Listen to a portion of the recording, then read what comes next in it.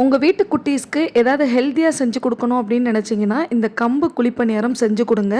இது நல்லா சாஃப்டாக மெத்துன்னு சாப்பிட்றதுக்கு அவ்வளோ டேஸ்ட்டாக இருக்கும். இது பண்ணுறதுக்கு ஒரு டம்ளரோ இல்லை கப்போ எடுத்துக்கோங்க.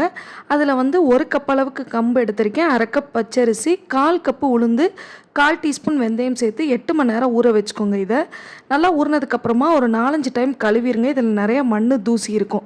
கழுவிட்டு மிக்சிலேயோ இல்லை கிரைண்டர்லேயோ சேர்த்து கொஞ்சம் கொரகொரப்பாக, அதே சமயம் மாவு நல்லா கெட்டியாக அரைச்சி எடுத்துக்கணும். இப்போ மாவை அப்படியே புளிக்க விட்டுருங்க. மாவு நல்லா புளிச்சதுக்கப்புறமா வெள்ளைப்பாகு காய்ச்சிக்கலாம். நான் ஒரு 1/4 கப்பு வெல்லம் எடுத்திருக்கேன். இதில் 1/4 கப்பு தண்ணி சேர்த்து வெல்லம் நல்லா கரையிற வரைக்கும் அடுப்பில் வச்சுருங்க.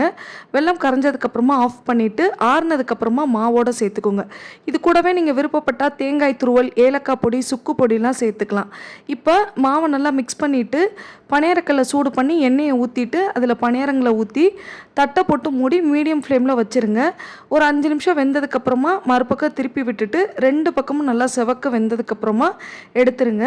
இப்போ எடுத்து பார்த்தீங்க அப்படின்னா நல்லா சாஃப்டாக மெத்துன்னு சாப்பிட்றதுக்கே அவ்வளோ டேஸ்ட்டாக இருக்கும். நீங்களும் கண்டிப்பாக ட்ரை பண்ணி பாருங்கள். வீடியோ பிடிச்சிருந்ததுன்னா லைக், ஷேர் அண்ட் சப்ஸ்கிரைப் பண்ணிடுங்க.